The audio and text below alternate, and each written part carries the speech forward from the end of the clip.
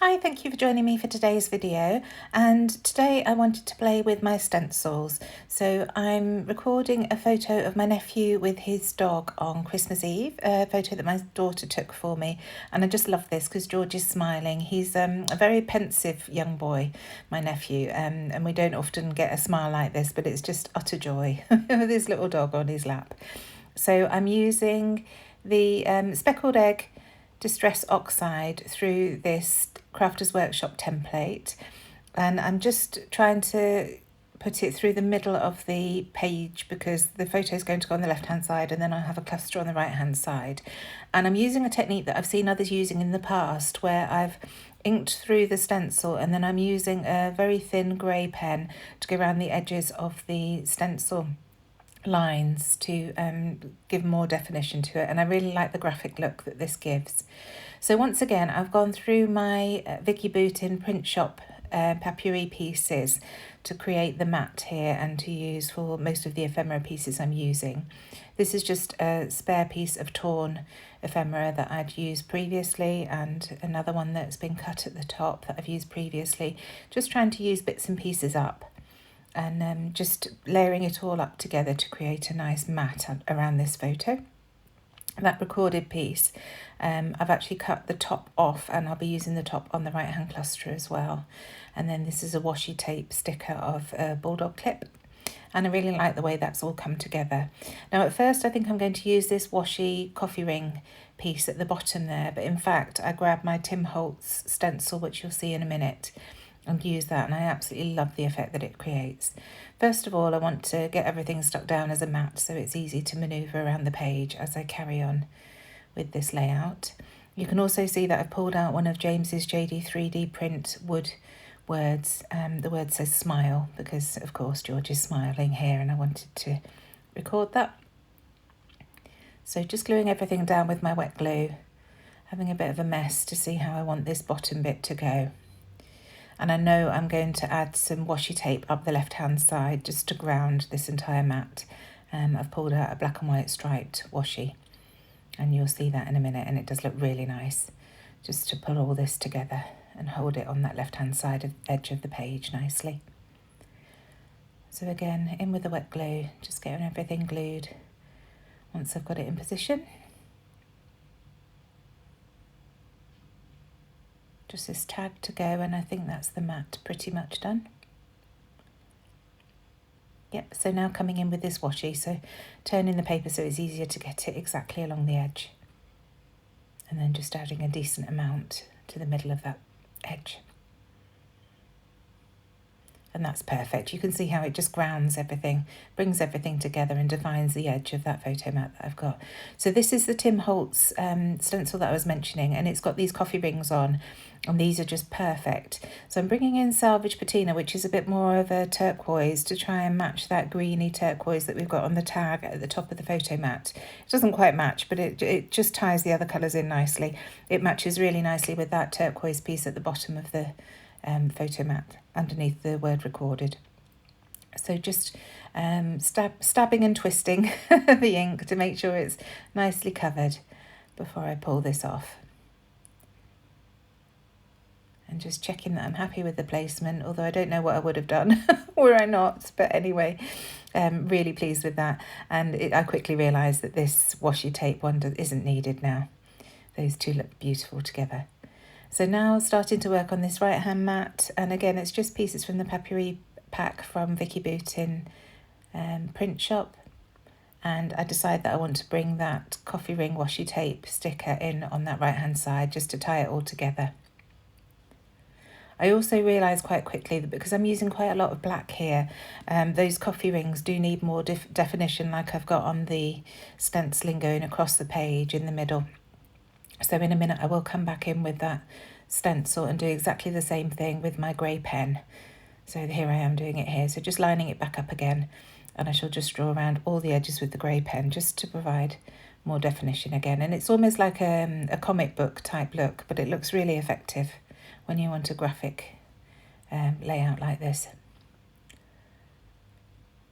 So yeah, very pleased with that. So now I'm going to keep going with this right hand mat and I just start gluing things together. I am deliberately taking that square off the page.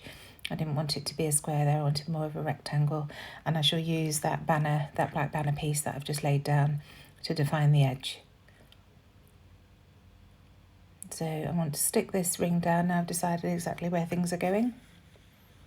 And because it's washi, it's semi-transparent, so the you don't lose any definition of the stenciling that I've put across the middle. It's really nice, it still shows through beautifully.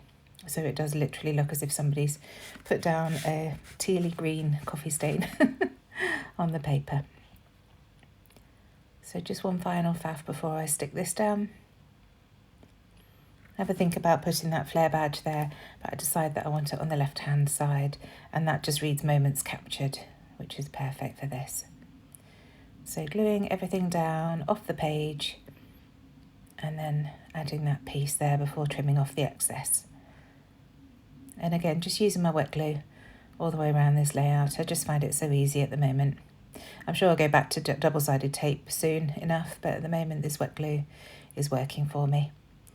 So now adding that washi tape sticker, and it's at this point I realise I really do need to get that mat stuck down. So once again, just with this wet glue, sticking that loose flap before I get the rest of it glued down.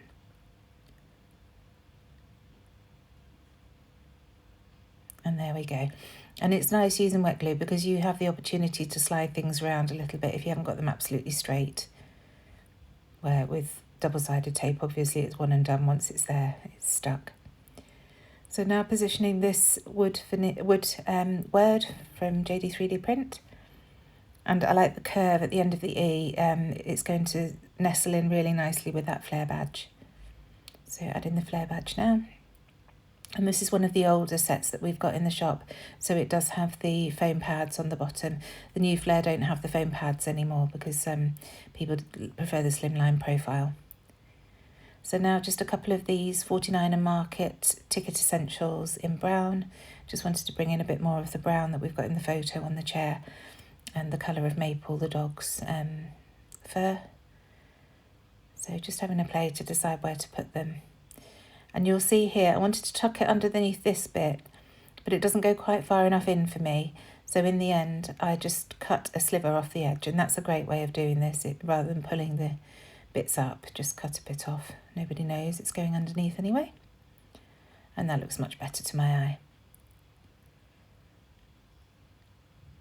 So now coming in with those Jenny Boland stickers again, just to see what else I can use from there. Like I said in the previous video, if you watched, I'm keeping this out on my desk to try and use them all up. They're nearly there.